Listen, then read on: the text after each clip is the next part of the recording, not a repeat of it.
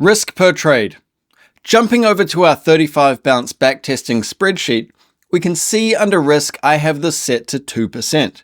Now in this context, risk refers to risk per trade. So when we're backtesting, we want to test out the risk per trade. I currently have this set to 2%, but we can update it to whatever we would like, 1%, 4%, 3%, but we won't actually see any changes on this particular sheet. The changes will be reflected, however, on all of the results tabs and on the results comparison tab. So just to refresh, if we jump across to our results tab of our one-to-one strategy, we can see that we are starting at $500. If we have a risk of 2%, then our first trade will be risking $10.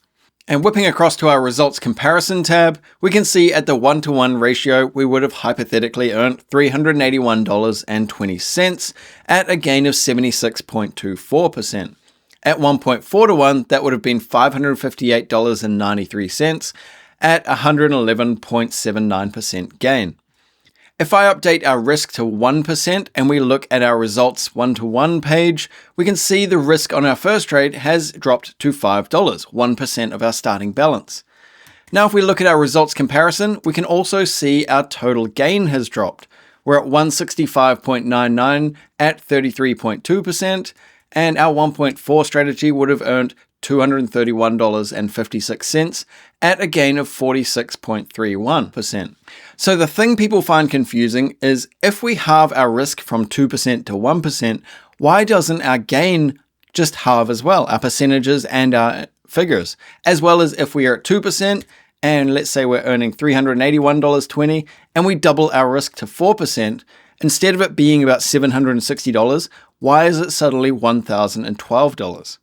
That's because this style of trading is not a linear function. We are dealing with compounding values. What I mean by that is when we win trades and our account value goes up, we trade with the value of our account there. We don't sit with a $500 account and keep trading on that $500 with a fixed risk. When we win a trade, the value of that trade then gets added to our balance. The next time we take a trade, we are risking a percentage of that total balance, which has been updated with our previous win. So now our account balance being bigger means what we are risking will be slightly bigger as well. When we lose a trade, the value of that loss is then taken away from our balance, and with our reduced account balance, our next trade, being a percentage of that balance, will be a smaller risk than the previous trade. The very nature of trading with a percentage of our current account balance means that if we are trading a profitable strategy, then over time the amount we are risking per trade will increase, and as such, so will the results. That means with a higher percentage on a more profitable strategy, the quicker we are going to accumulate funds, and therefore our account balance will grow faster. With our $500 starting balance and a risk of 2%, we can see on our first trade we lose $10, and on our second trade, because we are risking $9.80 and we win $9.80. Then after that we risk $10 again, then $10.20, $10.40, $10.60, and it starts gradually accumulating and getting larger. When we drop this down to 1%, we can see that in our first trade we lose just $5 instead of $10. However, when we start our winning streak again, we accumulate balance a little bit slower. And if we bump this right up to 4%, then while we lose $20 on the first trade, we get back up to risking $20 pretty quickly, and then it accumulates even quicker. This shows you the power of trading with a compounding account, where you trade based on a percentage of your current account balance.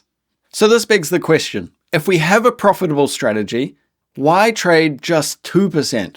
This 2% at 1.4 would gain us 111.79%. Why don't we trade with 10% so we can earn 2,727%? Or better yet, why not 25% where we earn 72,526%? Considering these astounding results, why aren't we trading with 20, 25, 30% per trade? Well, we can't.